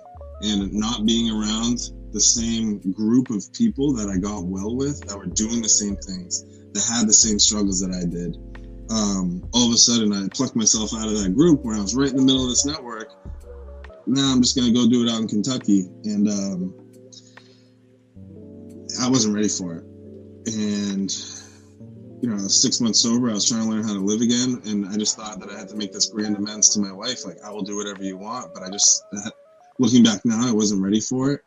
And when things got uncomfortable down there, I didn't pick up a drink. But, like, what the big book of AA calls them is character defects. So, like, which sounds intense, probably talking to someone who isn't in AA, but it's like my self-pitying, my victim mentality, my intolerance of like the world not being how I thought it was going to be. So eventually I moved back up to Mass before my wife and daughter because I was just like kind of a shell of myself once again. I had worked for a little bit down there. While we were trying to get the restaurant open, I worked at Amazon at a warehouse at some machinery thing that I had no clue how to do before I started. But the job opportunities were few and far between down there. And that was a super humbling experience because, again, no one knew who I was or that I was good at what I've been working my whole life towards. I wasn't doing that. And then eventually, that was like an hour and a half drive each way. And I was making like, I don't know, maybe like 17 or 18 bucks an hour. And I told myself that I'm not doing this anymore because I have to like leave at 4 a.m. to make it to like, I forget where, Campbellsville maybe. But so I ended up working at a Subway in town because that was the only other job available. I was making like $9 an hour. My manager was like the 17-year-old girl named Rose. And I was cleaning the slicer one day and she's like, I didn't know you can take that off the slicer and move it up like that. How do you know how to do this? And I was like, I don't know. I watched YouTube videos or whatever. And then eventually one day I got friendly with this one woman, Joy, who's incredible. And she was the only one I really opened up to down there. And I was telling her, you know, I'm struggling a little bit. We're supposed to open up this restaurant. It's not happening, blah, blah, blah. AA is a little different down here. And anyway, long story short, that was my Kentucky experience. It wasn't going well, not because of anyone else besides myself. I kind of got away from the things that helped me early on in sobriety. And looking back, I think that needed to happen for me because I left my people way too early. You know, my home group in AA is in PBD Monday nights from 7 to 8, 33 Lake Street. And those people saw me 6 months before I actually got sober. And then since then, and once I plugged back in, when I got back up to Massachusetts, I ended up getting a chance to go back to the sober house I went through as a manager, and that really helped me, like, because I was still feeling like, what's going on with my life? Like, a year ago, it seemed like I was crushing it, and now I was just working at Amazon and Subway, and now I'm not with my wife and my daughter. But I realized like I was at this crossroads, and it was like either get back to the foundation I was just only beginning to build, or let me blow my life up fully and just go back to what I used to do. And I didn't want to do that. And luckily, because of my footing that I did have in AA, it was enough for me to know that like my life will continue to get better if I just go back to doing this stuff. From there, I bounced around a little bit. I worked for the Serenity Restaurant Group, who actually bought my half of Jamie's. Did that for a little bit. And then something that people say in sobriety, like especially early on, is do a get well job. So you can like work, but still focus on trying to like live in this new way with these new principles and stuff. So I finally worked that get well job and was just laser focused on my program. And being a manager at the sober house afforded me so much opportunity to help the next guy. That's something that I definitely struggled with in Kentucky, was finding people to pass this on to, because that's maybe the most important step, is like giving back what's been so freely given to me. right? Like all these people helped me. And now it's my debt to like give that back, because no one asked me for money. No one asked me for favors. They just said, hey dude, do you want to not live like you're living? Come over here and read this book with me. And I'll tell you how messed up I was too before I started doing this. And then eventually my wife came back, my daughter came back. And she almost went back into the services. And gratefully, she decided she didn't want to do that, because I ended up throwing my resume up on Indeed, got a call. This guy, Larry, who owns Common Craft, is this incredible dude. I could hear his passion for like food, and he knew a little bit about me through like social media. And we ended up having a couple of interviews. And to be honest, I wasn't sure if I wanted to get back into restaurants. I kind of wanted to figure out a way that I can focus more on like the recovery world, but still pay my bills. And that just wasn't in the cards for me at the time. Like, I still had a lot of debt. Surprisingly, you know, in my life, it never mattered how much money I made, I would always spend it. Like, I made a little money before, it's gone. I made a lot of money before, it's gone. Didn't matter. And I'd get myself into incredible debt. But part of like really being sober in the steps is understanding that the reason I used to act like that was like this selfishness that me, what do I want, right? I work so hard. What up, Gerald? I just assumed that was about me, Gerald, but probably is.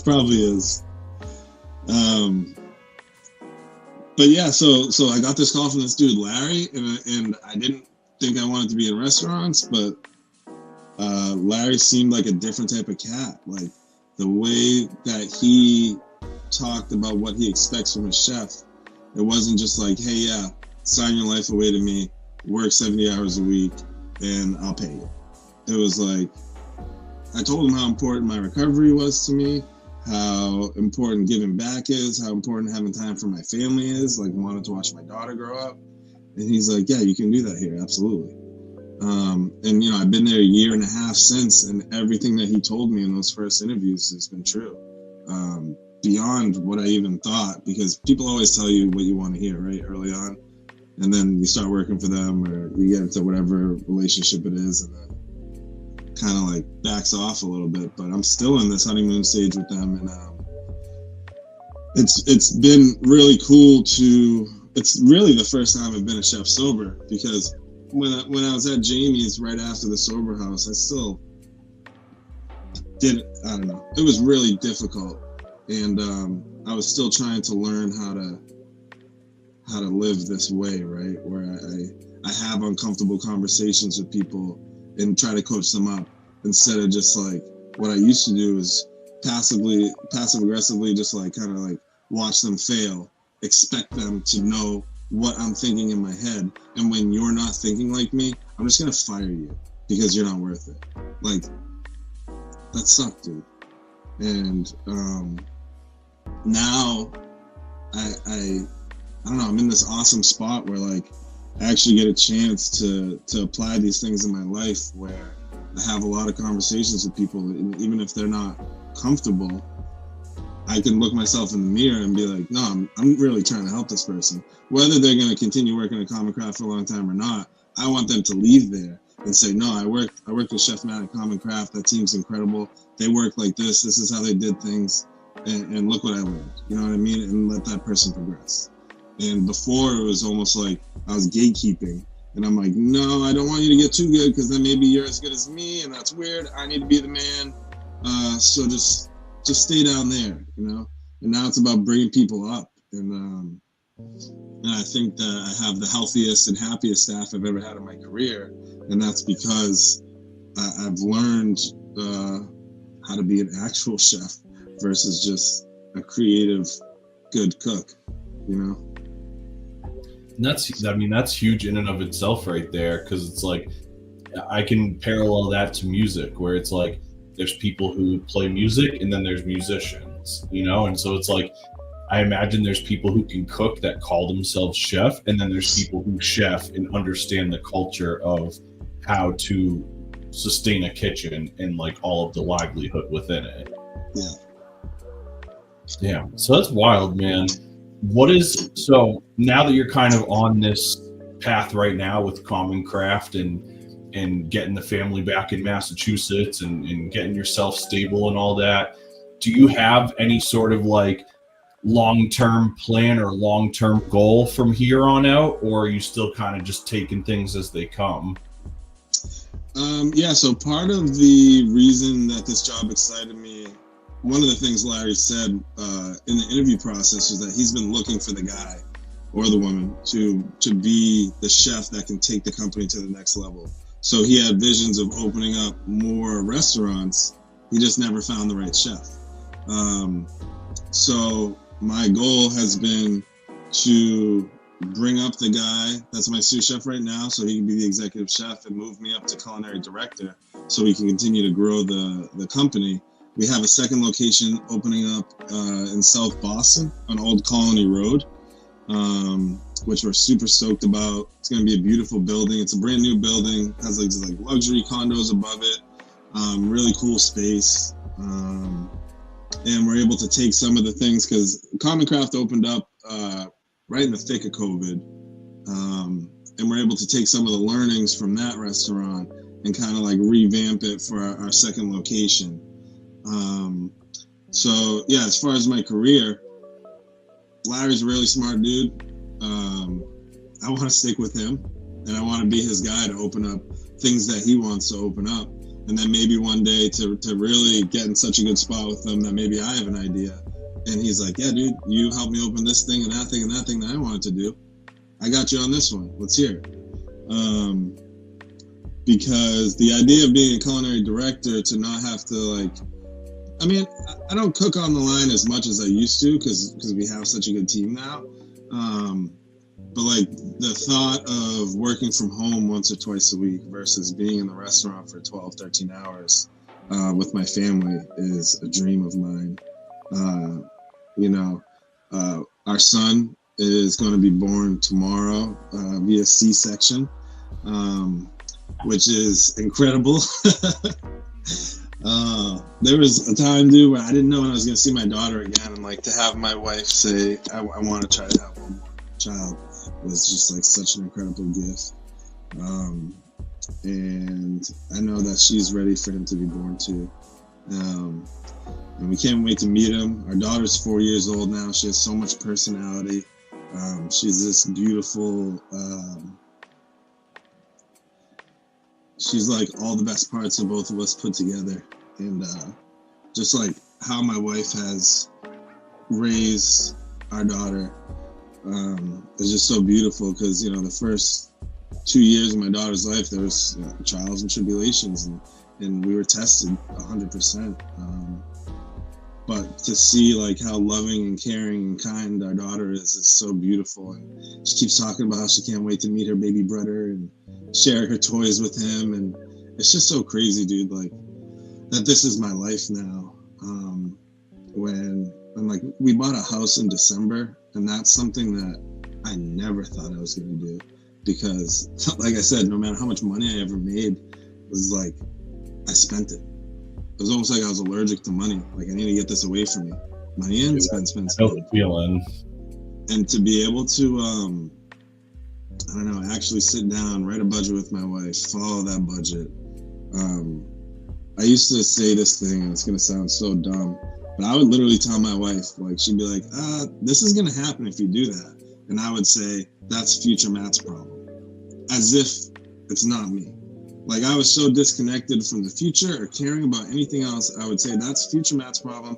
I don't have to deal with that. I want this, whatever it was, in that moment. And to be able to break away from that and like really be the husband and the father that I always dreamt of being. And I'm not perfect by any means, but like our life is just exponentially different than what it used to be. We're stable, and my mother-in-law is up right now to help us out with the baby when he's born. And for the beginning of our relationship, I used to have to hide so I can go get high or drunk. And like now I can just hang out with them. And that relationship's way better. There was years where, like a lot of addicts and alcoholics, I blamed my parents for things, and it turns out it was not them at all. And like, I don't talk about my childhood a whole lot when I talk about like my recovery and stuff, because I know that I've made so many decisions throughout my life that I could have gone this way, but I went that way. And if I say something about my childhood as if, once again, I'm a victim of something, then that's like me not taking accountability once again. So, you know, my relationship with my mother was really rocky for some years there. And like, now she lives with us, which is crazy because I love you, Mom, but there's times where I didn't want to be anywhere near you. And like, to ask her to live with us was just like, I don't know, super cool. So yeah, I mean, I don't know, my goals are just keep trying to grow within Common Craft and make Common Craft like more of a household name in the North Shore, in the Boston area. Keep trying to be a better father, a better partner, and keep trying to like spread this story. And I've heard some really crazy stories, like being in AA now for almost 3 years. Mine can't hold other people's water, but I do think that anyone sharing their story, even if it helps one person, like, that's so worth it, you know what I mean? And early on when I was in AA, I didn't want to tell anyone I was because I was like ashamed or something. And I don't know, like now I think it's one of my greatest assets is like, dude, I wanted to die. I tried to not be here. And I went from that to being one of the happiest people that I know, like truthfully, so happy. And you can't buy that, dude. You can't. Not at all, dude. And I love to see it, dude. Amanda. Yo, the chat loves you, man. You got your mom in here. You got earlier. Margot Monday. Oh my God. Yeah, dude. So we used to be closed on Mondays, and that was Margot Monday, where I would just take a billion pictures of Margot and I would do whatever. And that was like my day to actually be with the family. When I was at Jamie's. Margot Mondays. Dude, I don't know if you caught that, but I was really happy to see this one. Our buddy Rook said, "Congratulations, your story is an inspiration for sure. You deserve all the blessings coming your way." I really can't agree more, man. Appreciate that, man. Yeah, it's just, it's kind of weird for me sometimes because like when people are like, oh, so you're so inspirational or I don't know, anything like that is kind of hard for me to take because really I went from kind of being a dirtbag to just like not being a dirtbag. And when I think about it like that, it's hard to accept someone saying, hey, I'm happy for you, dude. But the truth is, I know how hard it is to not be an addict or an alcoholic actively anymore. And, you know, I go to meetings a couple times a week and I see it still.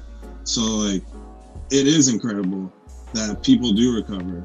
And I'm grateful to be just one of the many, many people who actually have recovered and can, like, pass this thing on. Because, like, when I went to those meetings when I was in my early 20s, it's like, I didn't see something that I wanted, right? Like, I didn't. Thank you, Amanda. And to try to be, my sponsor always says, like, be a billboard, be a billboard, be a billboard. And I try to be a billboard to show, like, because I see these ads on Facebook sometimes for some, like, snake oil salesman saying, hey, forget AA, don't worry about that stuff.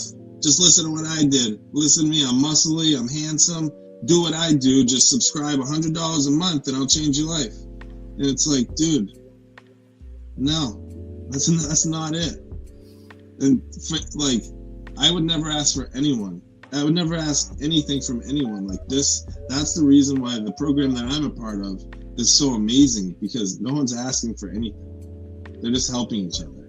And like, since we moved, we bought this house out in Central Mass. The town's called Athol, and recovery is incredible out here. And I instantly clicked with people that I probably never would have met or talked to in my life. But we share the same thing, and because of that, I don't know, it's just such beautiful friendships have come from it. I got guys that I went through the sober house with that like are my brothers for life, like for real. I don't know. It's just it's incredible, and I try to like not be weird about accepting people being happy for me, but I need to keep it in my mind that one, like I didn't do this. All I did was get out of the way, and something up there, some higher power was like, all right, cool. Like, because I look at this now, I struggled with any type of higher power because I'm like, how are there so many wars, so many awful things happening to people out there? And like, I was pissed off if there was any type of God out there that my brother would be dead when he was like the best dude in the world, and I looked up to him my whole life.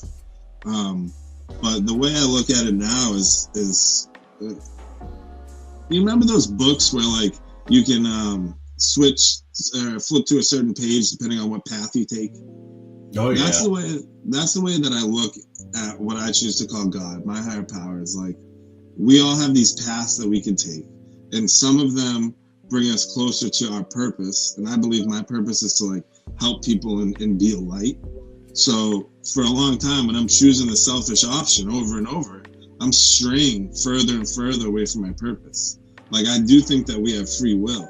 I think that there's paths laid out for us, and it's up to us to like, what are we gonna do, right? And that's how I think like these things happen, where some higher power gives us like the intelligence to create these amazing things like what we're doing right now, right? Like, social media is incredible and it's meant to connect us, but unfortunately at times when we use it to fight people, now we're abusing it in a way where people are just fighting each other and putting hatred out there, and it's messed up. But it's like, we have the tools to do these, like medication. Doctors are incredible. Medication can save lives. But a guy like me will take that and say, no, I'm just going to overdo it because I want to get high. And so that's how, like, and I'm trying to grow towards this thing and like, and understand it and learn it better every day. I by no means am this, I don't know. Like, I'm just learning this higher power that I believe in. And I think it can be different for everyone. Like, I've tried going to different churches, and it just kind of wasn't for me the way they do things. Like, I don't like to think of my God as this punishing God where, you know, if you do this, you're going to hell. God doesn't like this person or that person. It's like, I don't support all that stuff. Yeah. And I try not to judge people that do, because I don't know, I think we've all been through things and are raised and around certain things, and it makes it hard to break through, I guess, kind of like the way things are laid out. But if that makes any sense, I don't know. But when I started to believe that something out there wants a good life for me, I try to like gravitate towards that. How can I be helpful to other people? I can share my story. I can show up at meetings. And it's not just about mental health or recovery. It's like, I just want to be a good person everywhere, right? When before, I would only take out the trash if someone's watching me because I need a pat on the back for it. What's the point of me doing that if no one's going to say, good job, Matt, you're the best, right? Now it's like, okay, I know how I am even when no one's looking. And I know how I used to be when no one was looking. And those are very, very different people now. And that's why, like, I can be proud of myself, because all of the things that I thought no one knew about me because I hid them, I still knew. I always knew, dude. So it was always in the back of my head. That was the thing that was like slowly breaking me down to the point where I'm like, what's the point of any of this? But then when I act in a way that I can actually be proud of, now I can be happy. Now I can be grateful. Now I can feel the good things in my life because I'm not covered by this like shade of darkness of how I used to live. Man, what an incredible fucking journey, dude.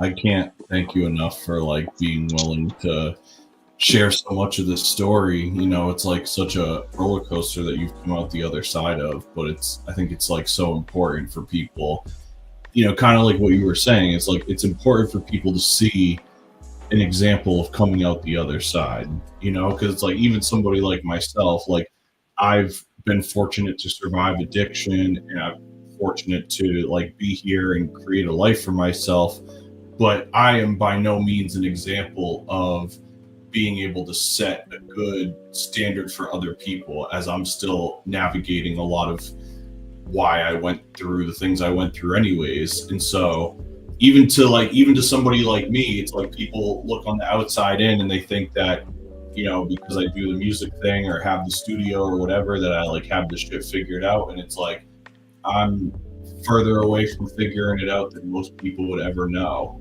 And it's just little things like that. It's like there's so many gems that you dropped tonight that it's like, oh, that's what I'm looking for. Like that's where I'm trying to get to mentally and emotionally. And so I can imagine that I'm definitely not the only person tonight that really like gained a lot from this. And I just hope you know like how valuable you are as a person to so many of the people in your life, and how much you still have to offer all of these people in this world. Thank you, brother. That means a lot. Absolutely, man.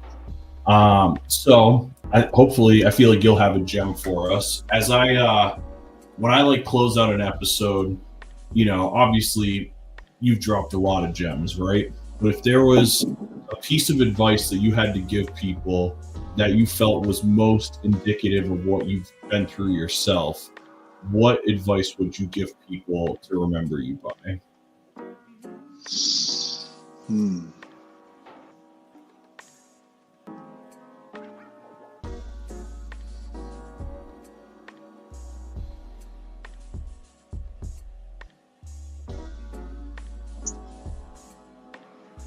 It's tough. I think let me tell the story that I heard that I think about often. I literally thought about it this morning because it helps me with a lot of situations that come about. And I think, who was it? Oh, my wife's gonna kill me. Because she would tell me this stuff, and I was like, hands in my ears. I didn't want to hear it for so long. And then I would like go to AA and my sponsor, I'd hear something and I'd be like, oh my God, listen to this. And she's like, dude, I told you that 3 years ago.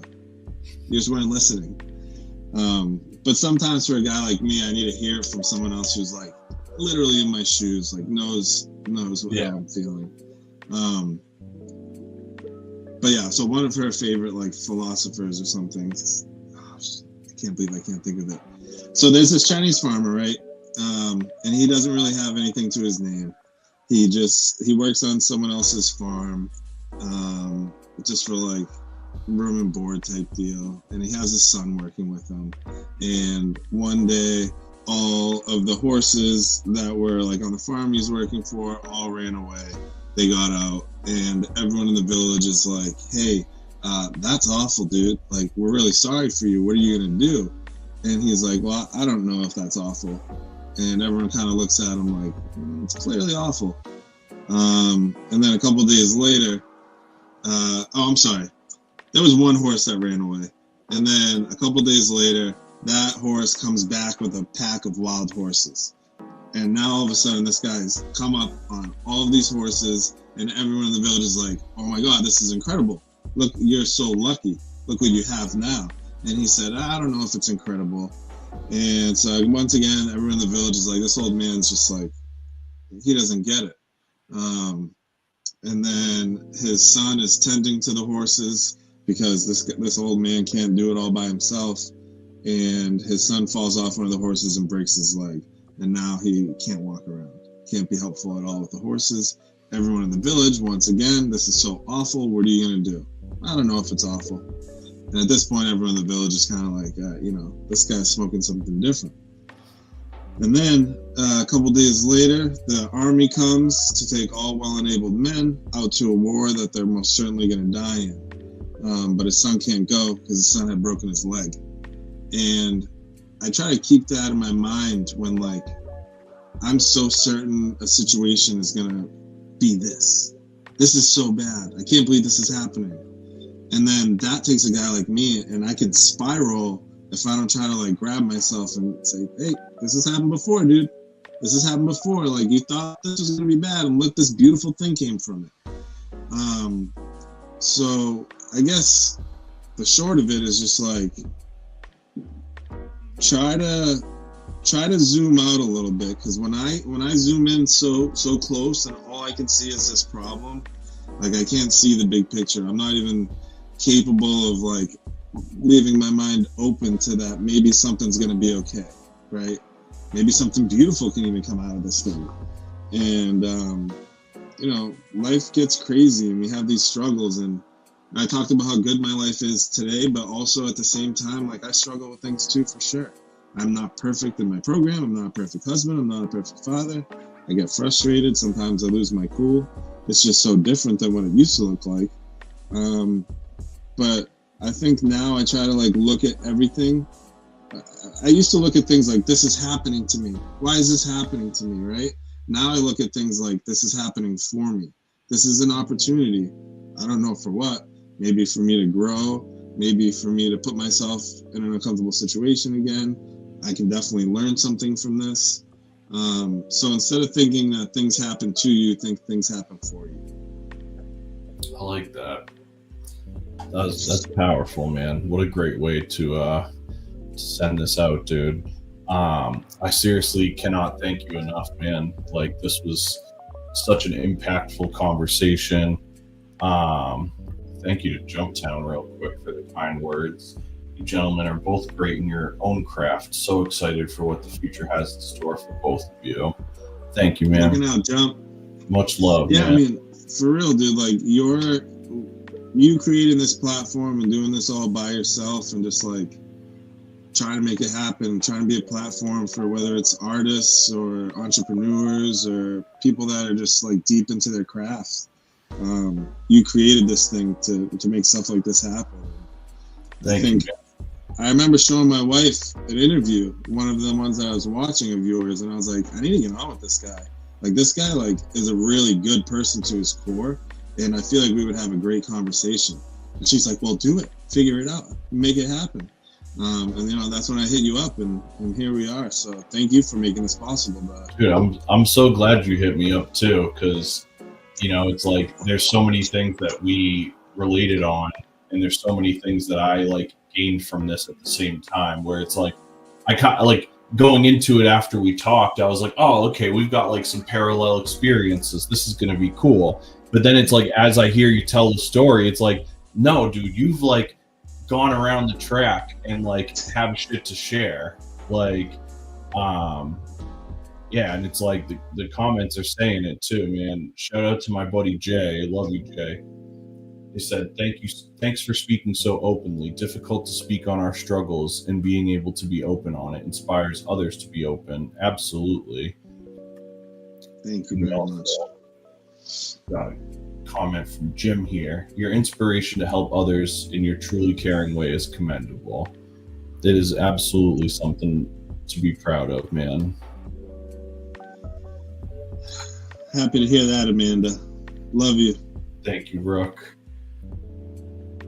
Had a bit of an off Monday. No, I'm glad.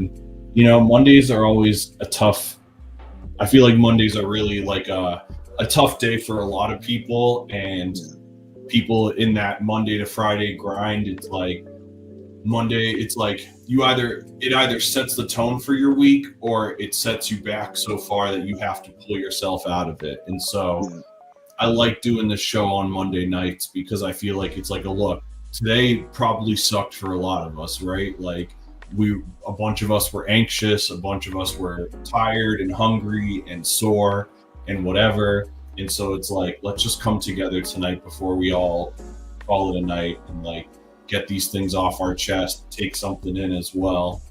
But man, I can't thank you enough. Everybody that's in the chat, please follow at Chef Matty Marquis on Instagram, follow at Common Craft Hospitality, and truly important, follow at mental_makeover. They're a 501c3 nonprofit based in Salem, organized to committed to changing mental health and the way we perceive it and the stigma around it. Matty, thank you so much for everything. I really feel like we're going to have to do a part 2 at some point because we still got so much stuff to talk about. Anytime.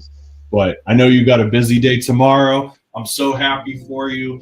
Best of luck with everything. All my love to you and your family. Thank you so much. Can't wait to hear the good news or see the pictures, whatever ends up coming first. I can't wait, dude. I'm so thrilled for you. Thank you, brother. So much, man. Make sure you guys go follow Matty. Have a great night, brother, and I will absolutely be talking to you soon. Thank you so much, brother. Have a wonderful night. I'll talk to you soon. Thank you. Dude, thank you so much to everybody that tuned in tonight. This was such a great episode. A lot of new friends in the chat, a lot of old friends in the chat. Man, I couldn't even shout everybody out, but it was so cool to see so many of you guys. I can't thank you guys enough for adding into the comments. Doing this show as a live stream, all the comments help get it to more and more people. It helps get the show engaged. It helps keep our conversation interesting. So you guys are really as much of a part of this as I am. I'm just the facilitator of this really cool thing that we all get to do together. Thank you guys so much for being here tonight. We got a bunch of great episodes coming up over the next few weeks. Next week, we're going to have the artist Bluntsworth in here. He's a Deftones inspired hip hop artist and producer and visual designer. The week after that, we're going to have James Sylvia from Bleach Temple in here. He plays guitar and bass in a bunch of hardcore bands. Peace out, Rook. Love you, buddy. Love all of you guys. Bunch of great episodes coming up. Thank you, Amanda. Appreciate you so much. Thank you for tuning in. We're here every Monday at 8. And if you go to the Hellhound Publishing YouTube channel, you can get music. You can get concert footage. You can get our weekly podcasts. We got more podcasts than just my show. There's all sorts of cool stuff. It's Hellhound Publishing on YouTube. Kim, thank you as well. It was great to meet you here in the space, and hopefully we all get to meet up in person. Maybe we all go do big dinner at Common Craft soon. You guys are awesome. This was so much fun. Thank you again to Matty. Thank you again to everybody that was in here tonight. And I'm going to send you off with one final message. So preach and much love, everybody. This program was written, produced, and created for live stream broadcast by Cody Pope. To learn more about Cody Pope and Storytellers Creative Services, please visit www.hellhoundpublishing.com/services. Cody here. Thank you so much for being part of another episode of Cody Central with me. If you'd like to support the program and help me sustain and grow the show, please consider checking out the QR codes below, which include my latest album release, our Patreon channel, as well as general donation links to help us offset some of our programming costs, such as our streaming platform and studio rent. I've also launched a fundraising initiative directly through the Hellhound Publishing website. For any of the increments shown, you can promote your event, service, album, product, merchandise, podcast, business, or whatever it is you have, in addition to a number of other benefits. Check out the website for more details and an easy way to contribute to the cause.